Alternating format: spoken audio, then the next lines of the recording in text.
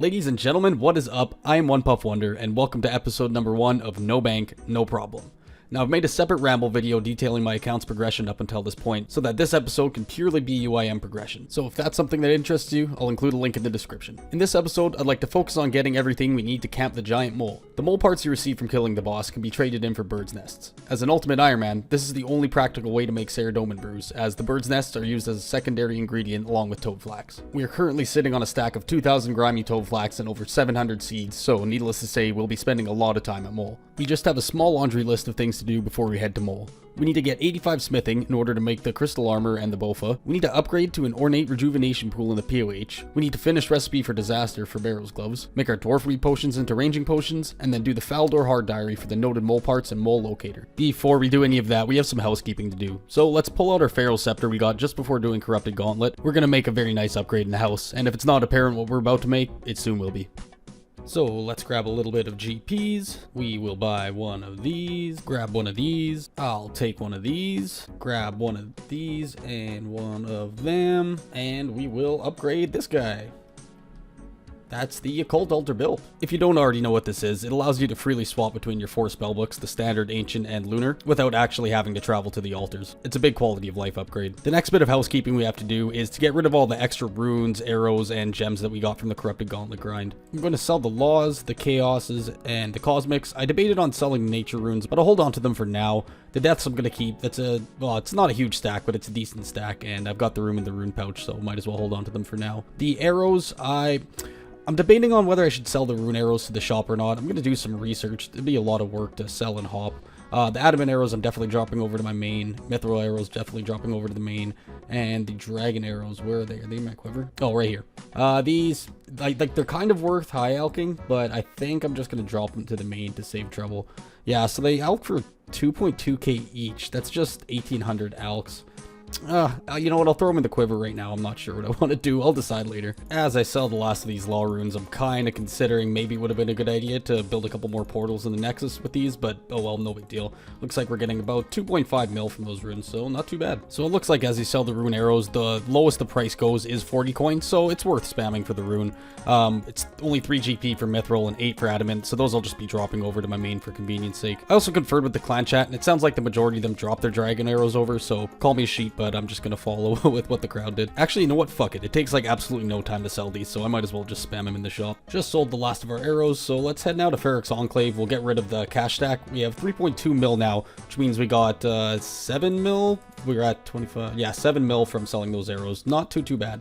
But yeah, we're going to dump off our cash stack at Ferox, and then we're going to grab the emerald gems and craft those. The reason we're only pulling out the emeralds is the other gems I actually have a use for. The rubies I will be turning into bolts along with the diamonds for when I do Dragon Slayer 2 and Vorkath grind. And the sapphires I want to turn into Ring of Recoils to charge a Ring of Suffering when we inevitably get a Zenite. I'm going to reset our crafting tracker. I've never actually done this before, so let's just see if it's counting from 0 here. Yeah, okay, sweet. So once we're done with all these emeralds, we'll be able to tell exactly how much XP we got. Right now, we are currently 163k away from the level, so we'll see if we get it. I guess I should briefly explain how notes work. So UIMs are not able to turn things into notes. We are, however, able to turn them into items from notes. So if we do a boss grind where it drops certain noted foods or noted items, we'll be able to redeem those later. Since I can't turn these back into notes, I simply drop them when I'm done, as I really have no use for them. Alright, this is our last 9 emeralds here. Unfortunately, it didn't get us to 93 crafting, but it got us pretty close. A total of basically 125,000 experience. 93 crafting is actually the last crafting level we'll need on the account, as that is the last thing we need in order to get a stew boost to make a Zenite amulet, and after enchanting, that makes the Amulet of Torture. No worries though, the remaining gems we have will take us all the way to 93. So now the last thing I want to get rid of is the battle staves I have in there. I'm going to alch all of those, and I'm pretty sure that's all I have before I can start the smithing grind. Let's just take a look to confirm. Yeah, it looks like all we'll have to do is get rid of these battle staves. So I'm going to pull the nature runes, the rune pouch, Tome of Fire. I'm going to be pulling everything else out since I have to get ice gloves anyway, and I want to be able to do that safely. I'll go over that in a little bit, but yeah, with this equipped, I'm able to... Well, I guess I just have to go switch to my... We'll go switch to the regular spell book, alch all these battle staves, and I will check in with you after. I feel so weird calling them battle staves. I think that's the correct plural pronunciation. You know, if it's battle staffs, I'm going to feel like an idiot. Either way, it sounds weird to say. Already putting our occult altar to good use. There we go, we can high alch now. I actually have more death runes than I can fit in my rune pouch, so what I'm going to do is actually sell those to Ali Morrisane, just for storage purposes. And yeah, I will alch these battle staves and talk to you in a sec. All right, got rid of the death runes, alch the battle staves. I decided I'm going to call them battle staves from now on. And then got another 1.2 mil. So now we are going to go to Ferox Enclave and grab a new looting bag. When I have items stored in death storage, I like to redeem my looting bags from the last man standing shop. As you can see, you get them from the shop for 1 point. Currently only have 7 points, so we'll do some LMS grinding. I'm not very good at PKing, but I think it would make for some funny content. The reason I'm opting to get it from the LMS shop as opposed to an NPC from the wilderness is that when you're death banked like I am, anytime you die after your initial death to the boss risks your items being permanently deleted. And that is a risk I'm just flat out not willing to take. So the reason why I grabbed a looting bag and why I'm pulling out all these items is because I have to go get ice gloves. Anytime I do any content where there's even the slightest risk of death to disconnection, I make sure to keep all my items in my looting bag safe. Now let's head one more time to Ferox Enclave and bag all this stuff up and get those gloves. Prior to a somewhat recent update, you weren't able to put items into the looting bag unless you were in actual leveled wilderness, but now you're able to do it just anywhere in Ferox Enclave. And I feel like I should clarify that now that the items are in the looting bag, the only way for me to pull these out is to die to an NPC. Okay, and with the fire blast to the dome, down goes the Ice Queen. Give me those gloves to get the hell out of here. Next, we are off to go get our goldsmith gauntlets. I'm pretty sure you get that from the guy kind of near the lumberage sawmill, so we'll go, we'll go dig site. Well, I think that's the guy. We'll see. Jonathan, are you the cat I'm looking for? I think so. Gauntlets. Let's see. Because I am. Blah, blah, blah. Can you change my gauntlets for me? What change? Oh, okay. I guess I need to go to the dad first. Okay, surely this is the right guy to talk to. Do I have to do family pests in order? I don't think so. Let's yes, please. Okay. Oh, look at that. Okay, goldsmith gauntlets. We don't even have to go back to that other guy. Okay, awesome. Now we're good to start smithing. So what I'm going to do is head back to Spori and suicide one more time and store my items. That way I don't have the looting bag, rune pouch, and crystal shards while I'm smithing. If it wasn't evident, we are going to be doing gold bars till 85. So there was 2 other smithing methods I considered before deciding on gold bars. One was doing Volcano and stocking up on ores and doing those at Giant's Foundry. And another, there's a method where you buy weapons and armor and Priptinus and you melt those down to Giant's Foundry.